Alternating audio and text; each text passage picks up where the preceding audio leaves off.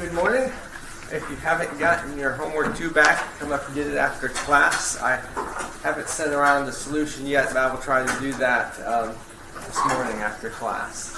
Homework number 3 is due Friday of this week, and it will be over chapter 3, and we'll be discussing some of those problems today probably. We have an exam that is 1 week from today. We'll start talking about it a little bit at the end of the day today probably, and we'll be reviewing those practice exams pretty much the rest of the week. So you might want to take a look at those. We're going to try to work those together in class to practice. I like to have plenty of time to review. I think it's part of the learning process. So it'll also give you a real good idea of what the exam's going to be like. All right, so any questions on that before or homework 3 or anything before we get going? Okay, then, today we're going to talk a little more about how animals stay cool. We showed that one of the issues with animals isn't really, especially for large animals, isn't really staying warm. That's not too difficult. It's staying cool if it's hot out. So we're going to talk about several mechanisms for staying cool. And we're going to, mechanisms by which the body gets rid of heat. Okay, there's 4 main ones that we'll talk about. There is heat conduction. That is, a little part of your body gets warm, and then there's a temperature gradient, and heat's transmitted across the body. That we're going to really discuss in chapter 4, so it'll be for the next exam. So we won't really be talking about heat conduction today or for this exam. But the other 3 we'll talk about today. There is convection.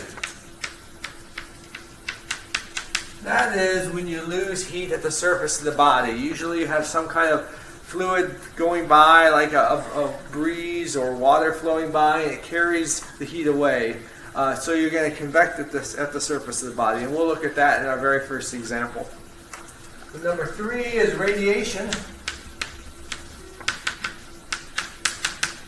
Radiation happens even if you're there's no air around to lose heat at the surface. You still radiate infrared radiation, carrying heat away from your body. And we're going to look a little bit about that today. And finally, we need a way to adjust the amount of heat that we're getting rid of so we can vary it depending on the temperature. And the way we do that is evaporation.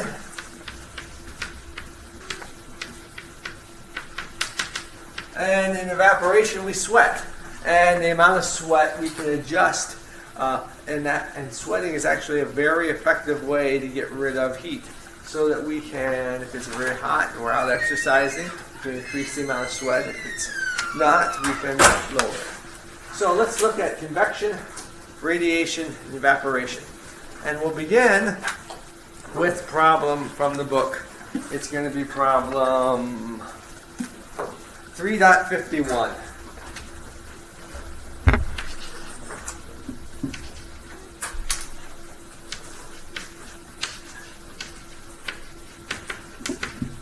Okay, problem 3.51 says, forensic scientists sometimes use Newton's law of cooling to determine how long a victim died. Assume at the time of death, the body had a temperature T-body, and after death it cools to a temperature of the surroundings, T-surroundings.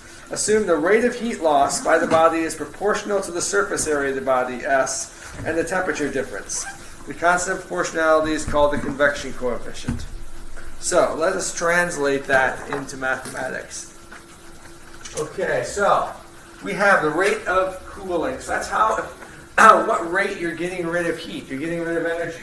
So that's going to be your internal energy, the rate, so the EDT. And it said that it's proportional to the surface area, and it was proportional to the temperature difference between the body and the surroundings. Now, usually in these problems, what you assume is you have a body that's uniform temperature in the surroundings, and it's losing heat just at the surface. This is an approximation. We're ignoring conduction, in other words, but we'll make that approximation. And there's going to be a constant, proportionality constant which we will put in here. It's called H, which is convection coefficient.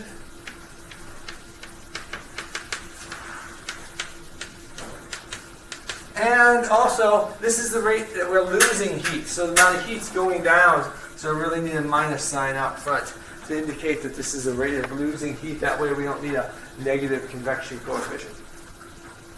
So, what did we see last class about how we can relate the amount of heat in the body to its temperature? Does anybody remember from last class what we looked at? Someone help me out. C delta T. Okay, it's going to be the heat capacity. So dE dt temperature was heat capacity times the temperature dt.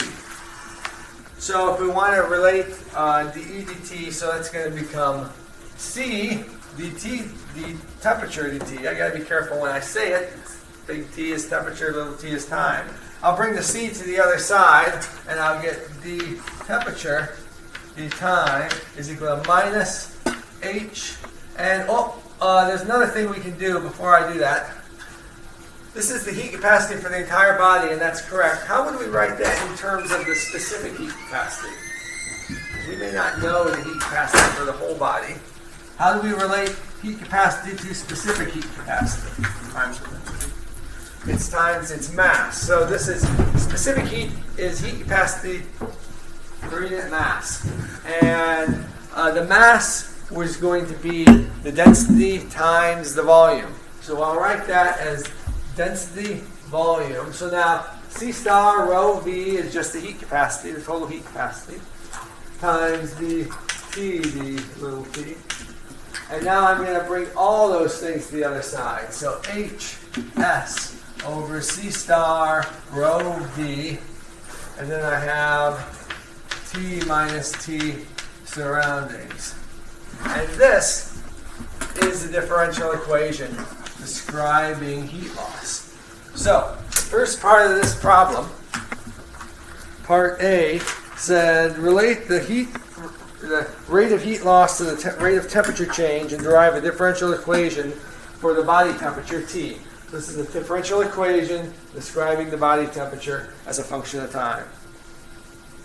All right, so that's an example where you want to be able to take a description in words, translate it into a mathematical relationship.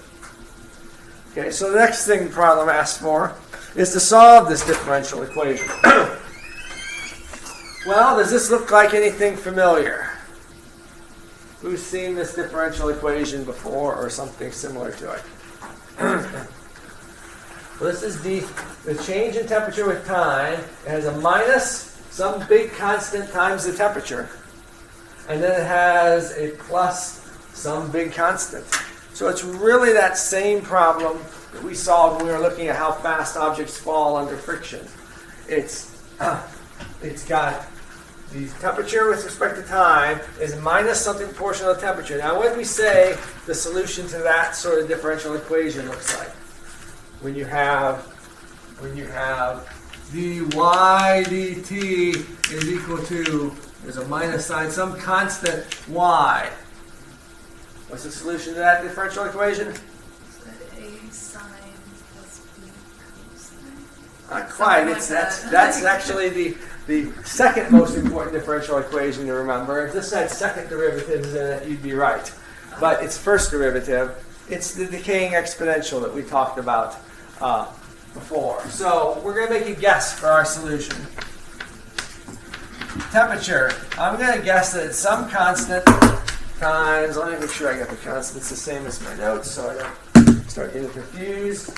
I'm going to make some just a constant, because if you take a constant and take the derivative, it goes to 0. We expect there to be some constant term, because as time goes out towards infinity, you don't expect the temperature to go to 0, absolute 0. You expect it to go to the surroundings. So A, which will probably be the temperature of the surroundings, plus, and here's going to be our exponential term, T over tau, some time constant we're going to try to figure out. So let's take that as our guess. Now, if you have a guess, what do? You stick it in the differential equation and you try to see what relationships you get. So, first thing we're going to do is we're going to take this and we're going to stick it in to the derivative. We have to take the derivative. So what's the derivative of temperature with respect to time? Negative b over the constant e to the negative t. Okay. This term here is a constant, so it goes to 0. This term, you get a minus 1 over tau. That's the chain rule at work. And you still get your exponential back in. Derivative of an exponential is an exponential.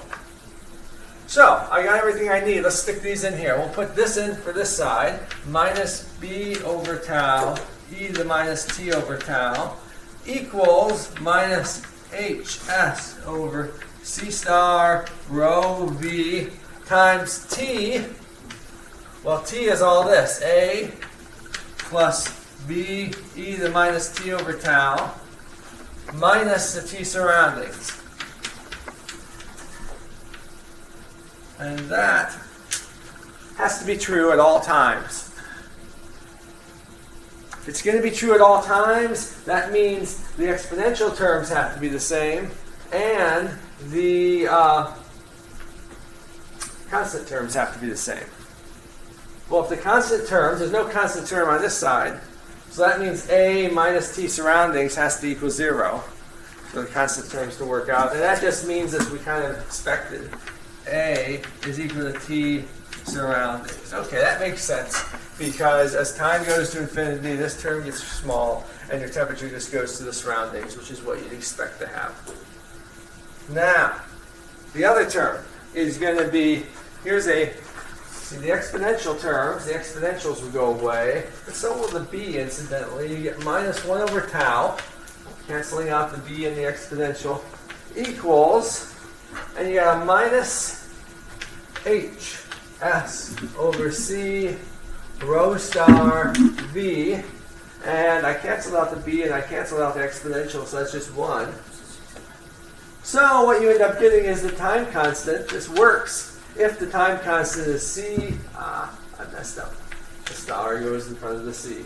C star rho v over hs. So we learned something. By making this guess and plugging it in, we learned an expression for the time constant. In fact, part C of the equation is write an expression for the time constant of cooling in terms of the specific heat capacity, density, volume, area, and convection coefficient. Well, that's exactly what we have here. So, we now know tau, we now know A, so we have, from our guess, T is equal to T surroundings, that's A, plus B e to the minus T over this big complicated thing. We still don't know B. What do we do to find B? What did we do in our previous example? Yeah. An initial condition. And the problem was a little vague. It said the body died at time t death. I'm going to set that to 0. I'm going to say the body dies at time 0, which means that the initial condition really is at T equal to 0, the temperature is the initial temperature of the body. That's what it was before the person died. So presumably it's 37 degrees Celsius, as they didn't have a fever. So we'll put that in. That means the temperature is equal to T body equals T surroundings plus B, and you get E to the 0, which is just 1. So you immediately find that B is equal to T body minus T surroundings. And we can put that in for our B. And we get our final expression.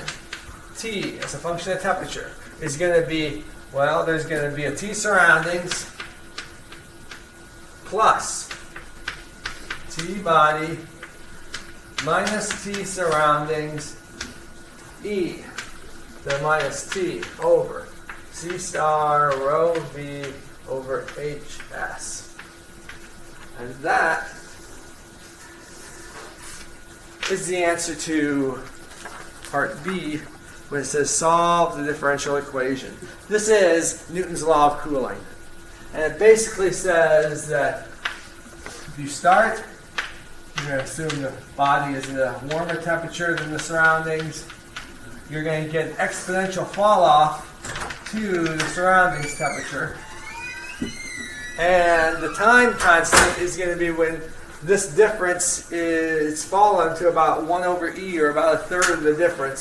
So when it's fallen down to about to here, that's going to correspond to our time constant. So this is temperature as a function of T. Newton's law of cooling. It just says that you exponentially fall. And it's a classic example of convection.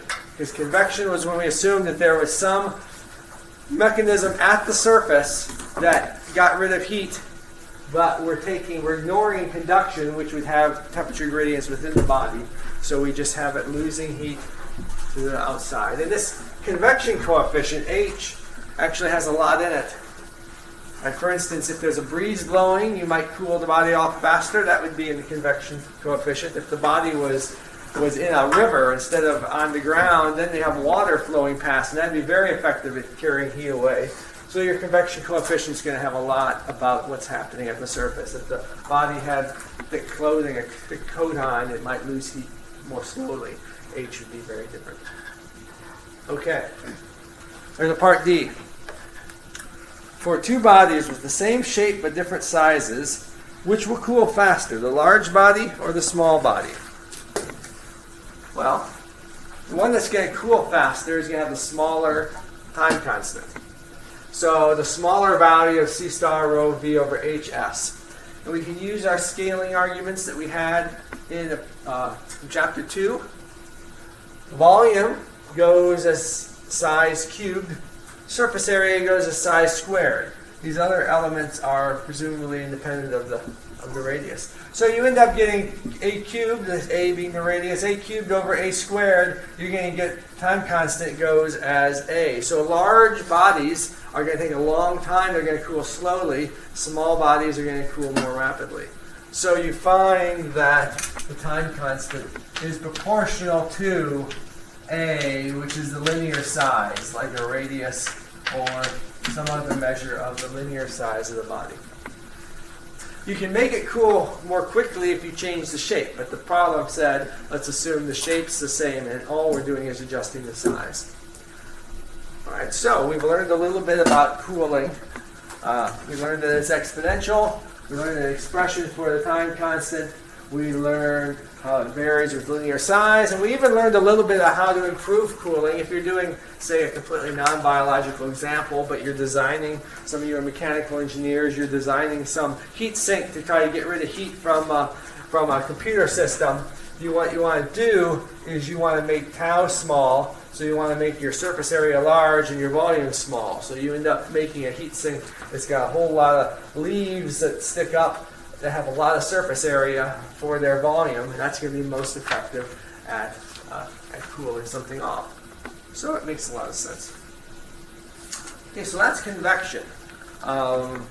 Questions on heat convection as a way to get rid of heat? All right.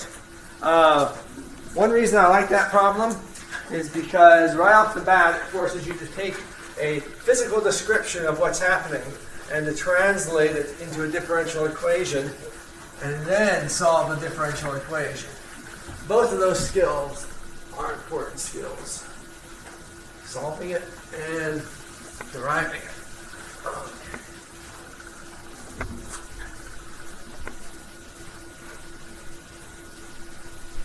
Next is radiation. Okay, radiation, we can't go into all the details of radiation. Actually, in chapter 14 of your book, it talks about how objects radiate at a temperature T. I'm just going to present you with the final result for that. This is often called black body radiation. Any object at a temperature T is radiating energy. So you have an object at temperature T, and even if it's surrounded by vacuum, so even if you put some object in a good thermos bottle and you've pumped out all the air so that there's no thermal contact, you would think, between your surroundings and your object, you still could have electromagnetic radiation given off. and you have electromagnetic radiation absorbed, and you're going to have a loss of heat. So, the result, if you analyze this in detail using some of the ideas of electricity and magnetism, but you also have to actually bring in some ideas from quantum mechanics to do it, you get something that's, again, proportional to, well, you get minus sign, proportional to the surface area. More surface area, the more heat loss. You get a proportionality constant that's often written sigma SB, and that's the Stefan-Boltzmann constant.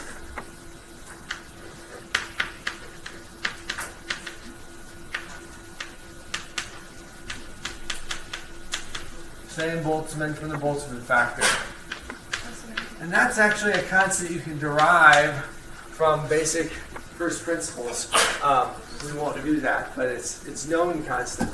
And then you have temperature raised to the fourth power minus temperature of the surroundings raised to the fourth power. So if you're warmer than the surroundings, this is a positive number, but you have your minus sign, so you're getting rid of heat. If you're colder than the surroundings, you'll end up driving heat into the body. Okay, now, in our example of Newton's law of cooling, we had T minus T surroundings, and we had a dt d time, but the temperature with respect to time. In both of those cases, if we had used Celsius temperature scale instead of absolute temperature scale, there would have been no problem. Because when you take the time derivative, they're related just by that constant 273. You take a time derivative, the constant goes away. You take a difference, the temperature at 273 goes away. For radiation, that's not true. Radiation is T to the fourth minus T surroundings to the fourth. You absolutely have to use absolute temperature for this equation to work. So that's something to keep in mind. Some equations, you can use Celsius, but not this one. You have to use absolute temperature. Otherwise, it will not make any sense. So let's just get an idea on how effective this radiation is. The real question now that we've derived this is, does it really make any difference, or is it just an interesting fact but it has negligible importance for us? Well, let's calculate it and see. Okay, we're going to look at the rate of energy with time and surface area. Let's see, surface area is going to be 1.7 meters squared. That's roughly a good approximation for a person's surface area. We're kind of irregularly shaped and things, so it's kind of hard to tell. And it makes a difference if I'm standing right against this wall and I come to equilibrium. Probably I shouldn't count the surface area behind me because it's warming the wall. But that's a typical number, this much for our surface area. Stefan-Boltzmann is just a value that's known, 5.67 times 10 to the minus 8 watt per meter squared Kelvin to the fourth. And now, let us see that our body temperature is going to be, we'll take it to be 310, we'll take it to be, 310, which is 37 degrees Celsius, which is your usual body temperature. 310 raised to the fourth, minus, and we're going to assume the surroundings is at sort of room temperature, which is about 20 degrees Celsius, which makes it 293 raised to the fourth. Okay, you do all this calculation, you get a minus 180. And the units will work out. These are Kelvin to the fourth, will cancel that. Meter squared will cancel that, and you just get watts. So you lose 180 watts this way. Well, our metabolism, we said, was on the order of 100 watts. So this is significant. You can change it by wearing clothing and things, but this makes a difference. It's certainly not a negligible heat loss. So radiation can be important. So it's a second method for heat loss. And hopefully you get any idea why our problem isn't so much for us maintaining our temperature, but rather cooling. Well, in this case, cooling is not such a big deal, I guess, because you get rid of a lot of heat by radiation, and you get quite a bit of heat by convection. We're able to keep our bodies cool fairly efficiently. Okay, so that is an example of radiation. Third one is evaporation. So let's get rid of this and look at evaporation.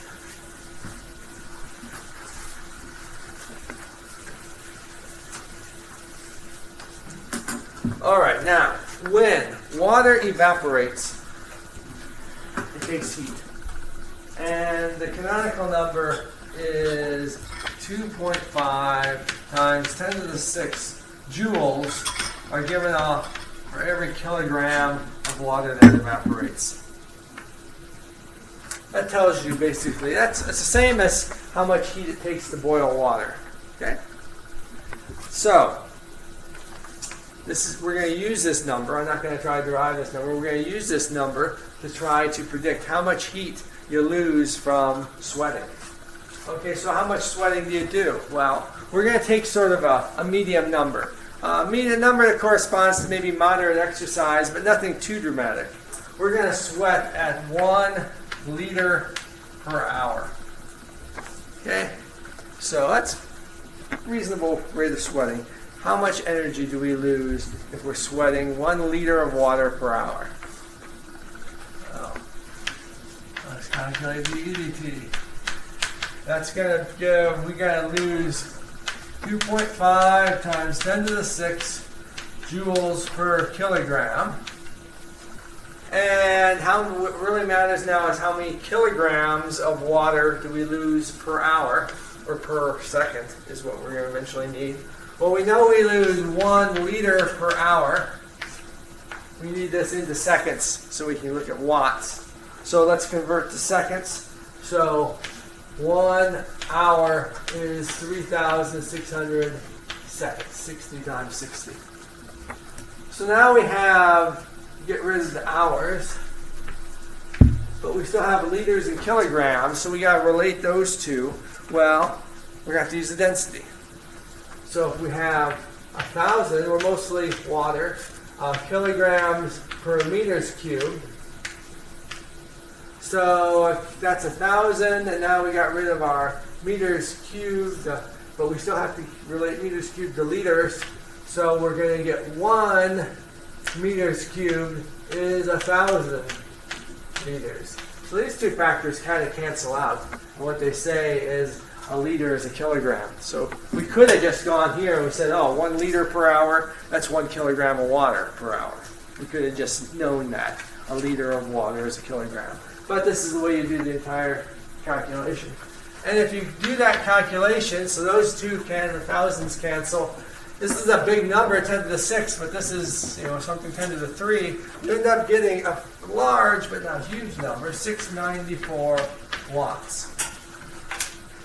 Well, that's a lot of heat.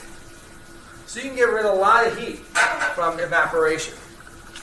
Now, there's one thing to keep in mind. It has to actually evaporate off your body. If you sweat and then the sweat just drips off and drops, it's not really carrying away that heat. You just sweat and you just drops of water evaporating, dripping off of you isn't going to carry away that much heat. But when it evaporates, let's see what happens at microscopic level on evaporation. You heat up the water that you're in contact with, and the hot molecules have enough energy to get away, and they go off into the air, and the cooler ones are left behind, and it cools your overall body. So when it's evaporating, you can get rid of a lot of heat this way. So if you're out working real hard, out doing a bunch of yard work, and it's 100 degrees Fahrenheit out there, you may eventually heat up and get heat stroke, but it's going to take a while because you're going to be able to get rid of a huge amount of heat just by upping your evaporation rate, by upping your rate of sweating. Now the nice thing about this is we can adjust the amount of sweating, and when we talk in chapter 10, the last chapter we cover this semester, we're going to be talking about feedback loops. And there's a feedback loop that our body has. Basically, the amount of sweat that you sweat depends on your body temperature. But your body temperature depends on how much you sweat, because you get rid of the heat. And those two things combine to allow you to adjust the amount of sweating to keep your body temperature fairly constant. We'll be looking at feedback loops in detail in Chapter 10. This will be one of our classic examples. Okay, that is basically the material for Chapter 3 that I wanted to cover. There's a lot in Chapter 3 that we're skipping. A lot of the first few sections that we're developing statistical mechanics ideas from sort of first principles, and a lot towards the end where we're talking about Gibbs free energy and other ideas of energy and entropy. But we're mainly covering Boltzmann factor, and we're covering heat capacity, and we're covering at least these three mechanisms for heat loss. Okay, any questions on that or questions on the homework that's due Friday? I can take those questions now if you have. Okay, I think a lot of you probably haven't started it. I would recommend trying to get started in the next couple days, because Wednesday will be the chance to ask questions here in class about the homework problems. Remember, on this homework assignment, you're going to hand it in on Friday. You have the exam on Monday. You won't get your graded homework back in time for the exam. I will give you the solution to homework 3 as soon as class is over on Friday. So if you want to be able to compare your solution to your homework and make sure you're doing problems right, you should make a copy of your homework or just take pictures of it, or however you guys do it nowadays, and keep it so that you can compare it to the solutions. Okay. So the next thing to do is talk about exam 3. So I'm going to start talking a little bit in general about exam 3, and then on Wednesday and Friday we can talk about the practice exams in detail. I'll get rid of all this.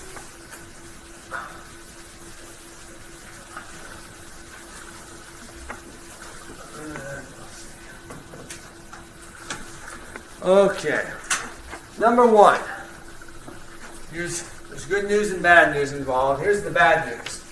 Closed book. Closed notes. So no, that means not even get a page of notes or a page of equations. Closed everything. That's the bad news. There is going to be good news, trust me, but we'll get to it. But that's what you got to prepare for. Number 2, bring your calculator, because we saw some of these homework problems. You need a calculator, so you'll be at a disadvantage if you don't have one. Calculate. Yes? Will there be an equation sheet?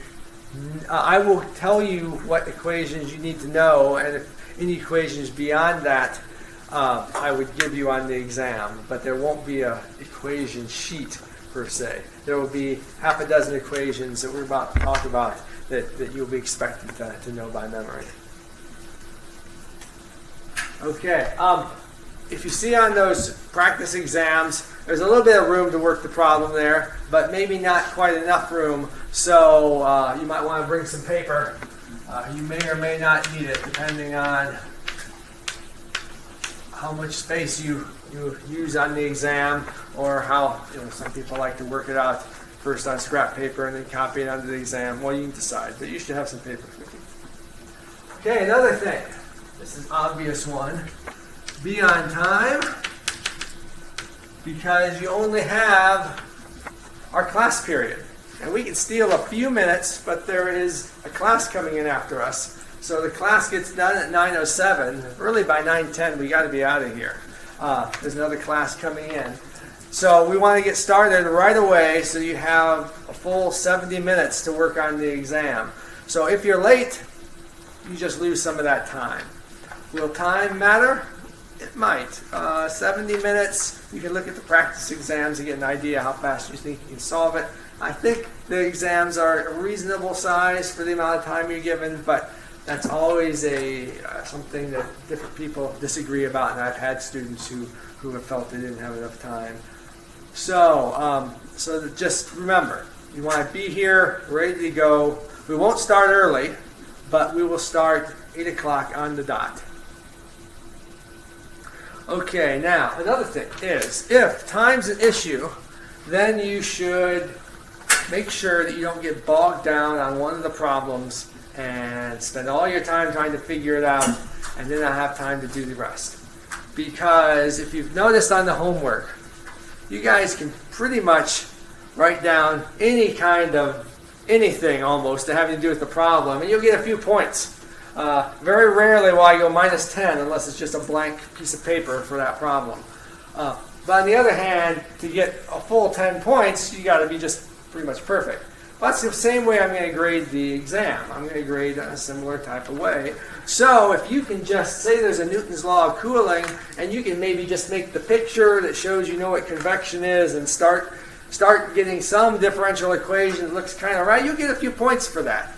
But you want to be able to do that on each and every problem. So if you spend all your time on Newton's law of cooling problem and get it perfect, but you then don't have time to look at the other 3 problems, you're going to have less points than if you just went through and put some sort of rough guess on all 4 problems. So do keep that in mind, that you want to spend your time. There's no clock in this room, but wear a watch or bring something to tell the time. I'll put the time up occasionally on the board so you know how much time you have. Now, equations. Let us talk about what equations you need to know. And you can't write these down and bring them to class, but if you want to, you can remember them, and the first thing you do in your first 30 seconds is to write them down on a piece of paper, and then you'll have them. But there's only going to be really what I would call 5 equations that you have to memorize. We talked about hydrostatics in chapter 1. And what we found was that pressure is equal to some pressure at the surface plus rho GH. Density times acceleration of gravity times the depth. So if you're looking at pressure under the sea, this is giving you the depth below sea level. This would be pressure at the sea level. You need to know that one. Okay, we talked about continuity equation. If you had a river that was flowing and it necked down to a narrow region, the total flow, the speed of the water would have to increase so that the total flow is constant. What that really meant was flow. That would be in meters cubed per second. How much flow is going through is equal to area times the speed. This was useful when we were driving PHY flow in a tube, where you wanted to calculate the flow. You had to, in that case, actually integrate the speed across the area. We probably won't have anything too complicated like that, but you need to remember flow is equal to area times speed. Okay, now we derive the equation for PHY flow for the flow through a tube. You don't have to remember that entire equation. You just have to remember that you ended up getting that it was proportional to the 4th power of the radius.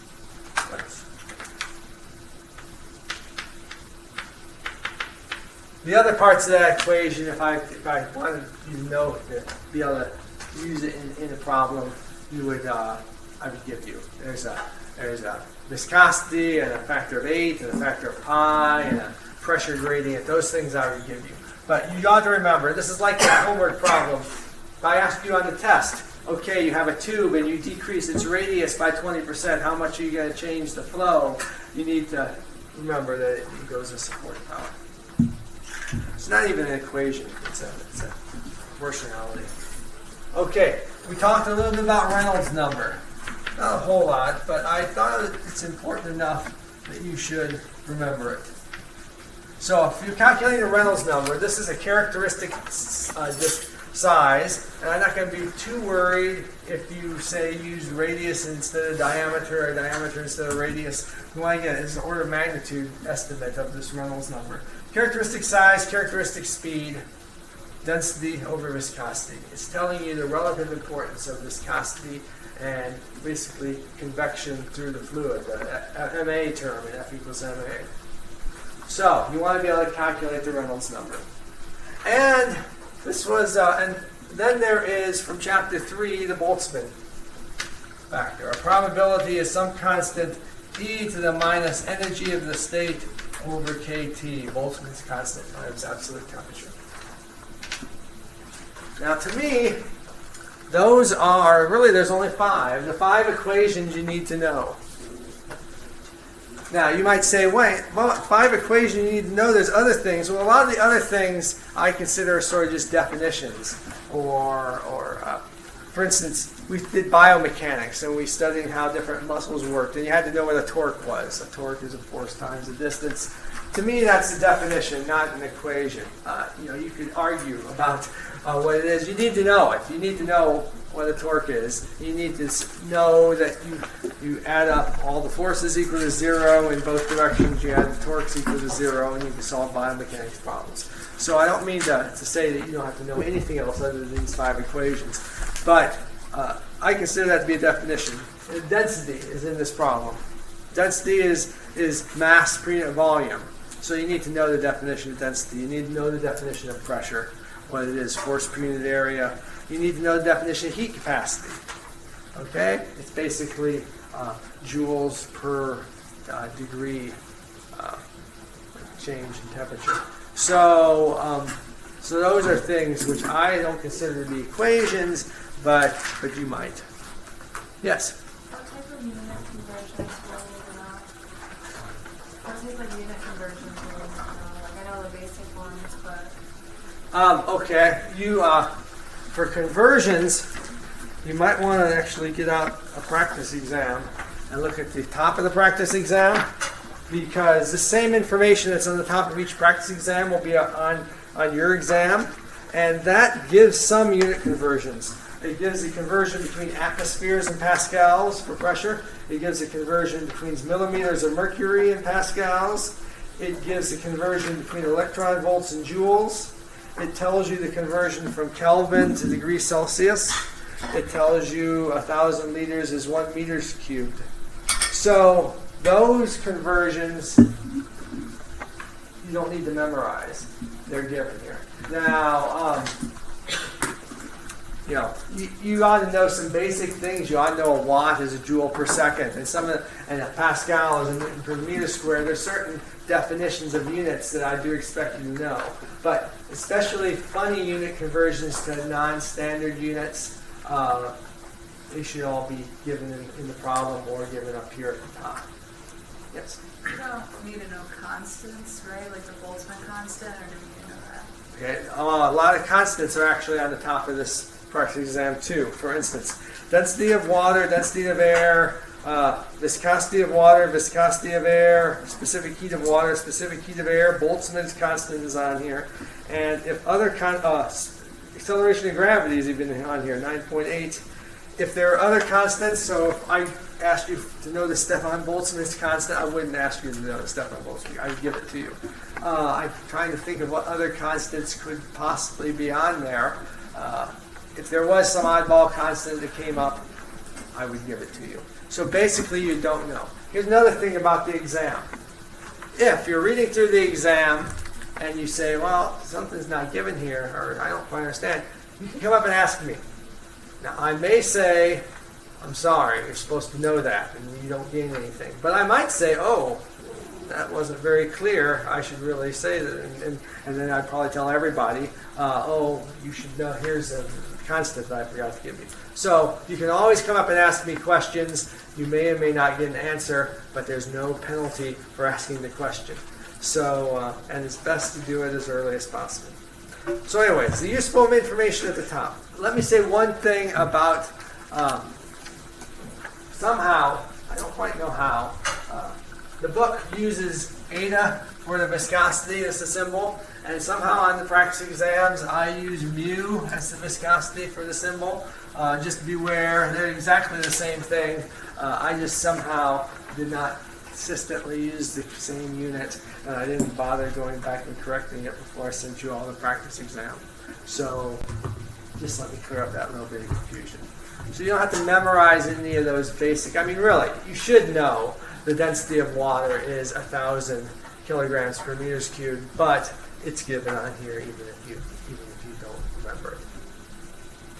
Okay, so other questions about, yes? How many things from your first lecture you looked about size and scales and stuff? How many of these should we expect to know? Okay, well, let's talk a little bit about, I'll get to your question in just a second. The nature of the exam, there's like 4 short answer questions, and then there's each one worth 5 points, and then there's 4 longer problems, like your homework problems, each, or 3 of them, each worth 25 points. And so that's a total of 95. And then there's a kind of an essay question at the end, only worth 5 points. So if you'll notice in the practice exam, usually 1 or 2 of those questions are, what is the length of an E. coli bacteria, or something like that.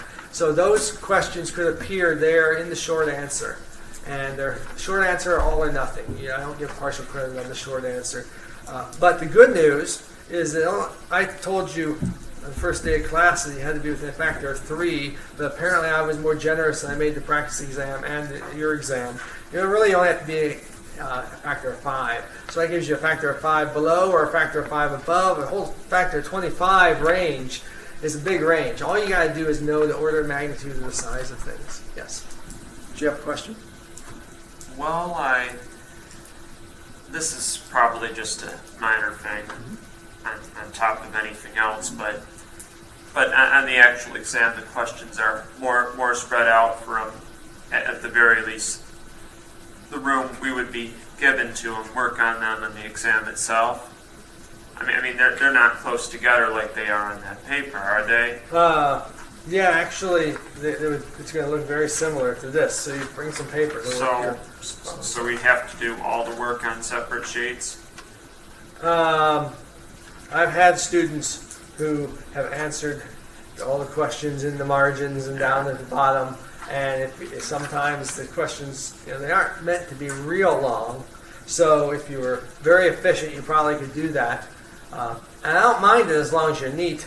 But you're also welcome to answer each question on a separate paper, or answer them all on a separate paper. That's actually better if it's going to make it neater. Yeah, I didn't figure they'd be that close together. Yeah, that's there's really less room than I remembered. So I try to keep it to 2 pages. I'll list this one. This is the solution, so it dragged down to 3, but the exam itself was just 2 pages. So there's not a whole lot of room, but there's a little bit. You can use your own judgment. Just don't come and not have any paper and then realize that there's not as much room as you wanted. Other questions about what to expect on the nature of the exam? Again, these short answer questions at the beginning are all or nothing. My advice is the first thing you sit down, you go bang, bang, bang, bang. You either know them or you don't, and get those out of the way. And then go down and start on working on the problems. I do like, there is this one essay question at the beginning that allows me to ask a more qualitative question rather than just solving a problem. I do expect you to write something in English sentences. So I'm not going to be grading it a lot on the English, but maybe 1 out of the 5 points if you have multiple grammar errors, so it's almost difficult to understand. You might lose some from the English. If you just give me several bullet points, I'd probably, depending on how well it was, give you, if they're all right, give you full credit, or maybe take off 1 if the bullets were not real clear. But the point is that it's meant to be something that you write out in English clearly and concisely, not necessarily 2 pages, but maybe a paragraph. Would all the answers have like a definite number, or would it be like in terms of still like an unknown present? Not quite sure. Like in terms of you reduce the equation, not necessarily like kind of like a definite answer, like a definite number answer. Well, some of them might ask you to derive. For instance, on the problem on Murray's Law in the homework, especially the very first part where I actually ask you to derive Murray's Law. It's probably a little difficult for the exam, but the solution was r cubed, the parent equals r cubed to the daughter 1 plus r cubed to the daughter 2. That's an equation, this problem's the solution, which could be on the exam too, without having definite numbers that you have to plug in. So you could have that. It's probably less common than asking you to calculate a value, but... So related to that, should we know Murray's Law's solution, or will you give that to us? You don't have to memorize Murray's Law. If I asked you a problem with Murray's Law, I'd give it to you because it's not one of the 5 equations to memorize. You don't have to memorize that the equation for the flow is all these constants out in front of the r to the 4th. And you don't have to memorize the speed goes as r squared minus little r squared, or the radius squared, which is the parabolic distribution of flow. You should know qualitatively that's the case. So really, I couldn't ask the Murray's Law unless I gave you a whole bunch of additional information. If I gave you the definition of shear stress, and I gave you the velocity distribution, and I gave you the constants that are in here, and then I asked you to derive Murray's Law, which is when the shear stress is the same in all cases, then it'd be fair game to ask you to do it kind of like on the homework. But I wouldn't. I'd have to give you a whole bunch of stuff before you could be expected to derive that. And that would be the same thing for calculus, right? For what? For calculus, right? That if we have to differentiate or integrate stuff. Yeah. If I give you the only differential derivative that I would expect you to be able to do without me giving you it would be taking the derivative of x to the n, so a polynomial basically, and y is e to the x, because that's the exponential which we talked about. Those two derivatives you ought to know. So dy dx is n x to the n minus 1, and dy dx is just e to the x. And then you got to know the chain rule. So if this is b times x, you get a factor of b coming out, and you have to know. I'm sure you need to know the product rule for any of these. You need the chain rule gives you some factors, and you need to know that if you have sums of, if this is y is a plus bx plus cx squared, then the derivative, you do it term by term. So a, you're going to need b plus 2cx, and you need to know those simple things. Anything more complicated with derivatives I would give you. But do know how to take the derivative of the exponential, because we spent a whole chapter on the exponential, so I feel justified in that. Other questions? Well, let us go through a little bit on what are the topics that we talked about. And I won't write these all up on the board, but we'll talk about it a little bit. Chapter 1. We talked about, on the very first day of class, the relative sizes of things. Those could easily show up either in the short answers, or it could be, say, part C of one of the problems. You calculate something, and then you compare it to your result to, I might ask you to compare it to the size of a virus or something. I could embed that stuff in other problems. Incidentally, there's going to be 3 problems like on homework, but those problems could have parts A, B, and C, so just beware. It could be a little bit longer than just a simple problem. Okay, we talked about biomechanics on the second day of class. You ought to be able to solve if you have a muscle and you're holding your arm out, and I give you a picture of where the forces are acting. Solve some of the forces is 0, some of the torques is 0. Find the forces on the different muscles and the bones. We talked about density and pressure. It's hydrostatics, basically. It's really this equation here that we talked about, and different aspects of hydrostatics. Then we talked about fluid dynamics with viscosity, and so that was really this equation has to do with fluid dynamics. And we talked about quite a bit about Paset flow, that is flow in a tube. So even though you don't have to memorize a lot of the equations, you should be familiar with flow in a tube. That was something we spent a lot of time on. And we spent a little bit of time on Reynolds number at the end of chapter 1. So you have to know Reynolds number. Remember, Reynolds number tells you high Reynolds number. You get things like turbulence and eddies and a very complicated flow. Very little viscosity involved. At low Reynolds number, things are very high viscosity. It's like you're trying to swim through molasses. It's very, you don't get turbulence. You don't get some of the other factors. That was really chapter 1. Chapter 2, we talked about the exponential function itself. So we spent a little time on that. We talked about semi-log and log-log paper. So if you need semi-log or log-log paper on the exam, you will have it on the exam. I will give it to you. So, but that's a perfectly legitimate problem, is one of these problems where you have to plot something on semi-log or log paper. You have to represent some scaling law and plot the results. Those are a type of problem. And we talked about scaling, and that was a big topic. It gave us a lot of insights into the biology. So you want to know how different objects fall depending on their size, or how different objects cool depending on their size, or we looked at several examples of scaling factors. That's something you want to be familiar with. And finally, chapter 3, we talked about the Boltzmann factor. So you want to be able to, that's one of the equations you have to know, so you want to be familiar with that. We talked about heat capacity. So not a lot of equations to memorize, but remember what heat capacity is. I suppose you could say the E dt is equal to C dt, the little t. Oops. That, I don't view that as an equation. It's more of a definition of heat capacity. But if you think of that and you add that to your list of equations to remember, it really tells you how temperature changes if you know how the heat or the low energy changes. And then we talked about the different heat loss mechanisms we talked about today: convection, radiation.